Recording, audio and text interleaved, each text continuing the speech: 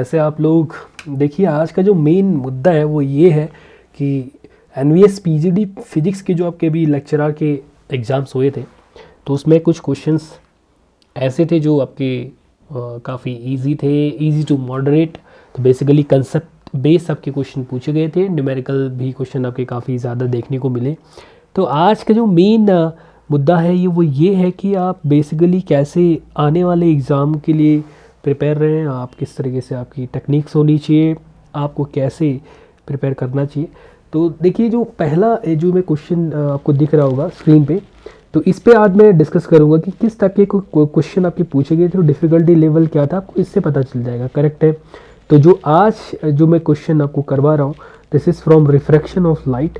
ठीक है। तो रिफ्रैक्शन ऑफ लाइट आपको पता ही होगा होता क्या है। ठीक है। अगर सपोज करो कि अगर सरफेस की अगर हम बात करते हैं, सेपरेटिंग सरफेस, अगर लाइट रे आ रही किसी सोर्स से और जैसे ही वो दो सेपरेटिंग सरफेस से इंटरेक्ट करेगी तो क्या हो जाएगी, आपकी बैंड हो जाएगी। This is nothing but refraction.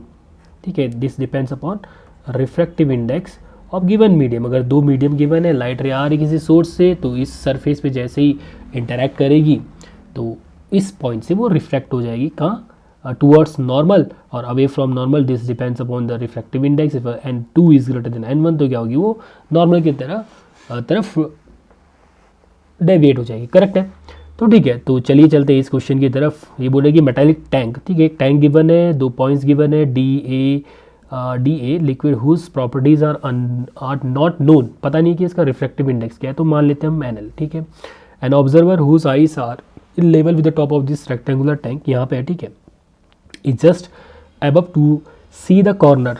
मतलब ये है कि अगर यहाँ पे से जैसे आप देखोगे तो ये वाला जो पॉइंट है, ए पॉइंट, इस वाले कॉर्नर पे आपको नज़र आ रहा है, ऐसा दिया गया है। ठीक है, ये कंडीशन गिवन है। करेक्ट है।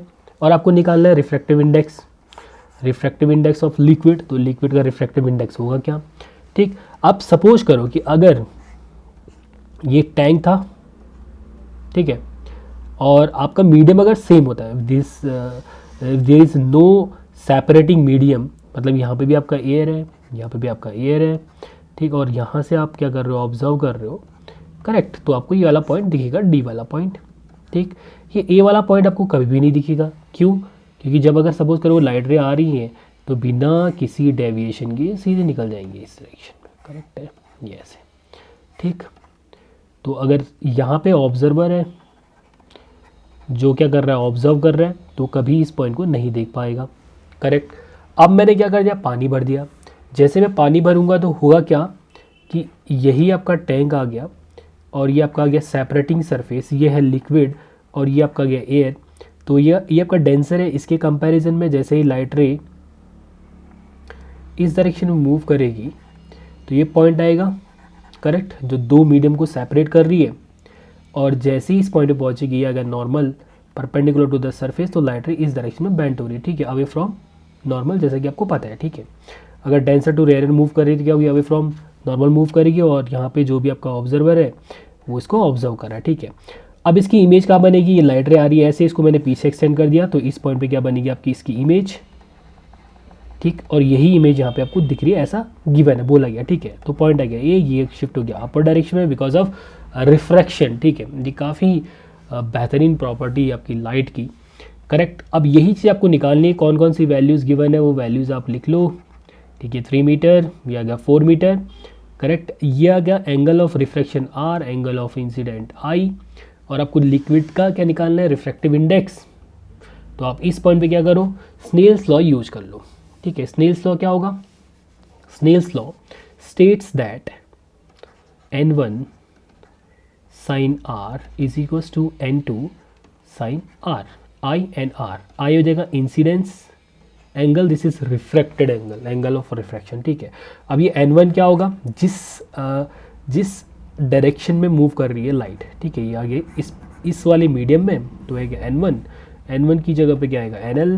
This is sine I is equal to n2 की वैल्यू कितनी है 1 और साइन I की वैल्यू कितनी है 90। और ये एंगल देखो, साइन I की वैल्यू हम कैसे कैलकुलेट करेंगे, with the help of Pythagoras theorem. ये क्या triangle, this is 90 degree, this is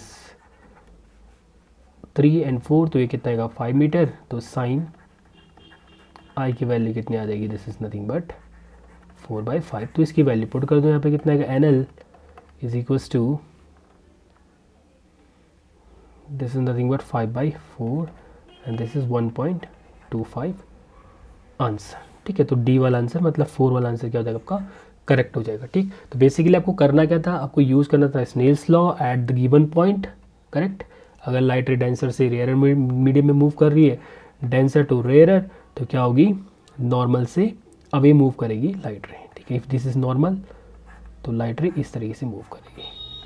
ठीक, अगर रेयर टू डेंसर मूव कर रही है तो लाइट रे का बिहेवियर कैसा होगा, this is correct, towards normal और away from normal light ray क्या होगी, बैंड होगी। करेक्ट है।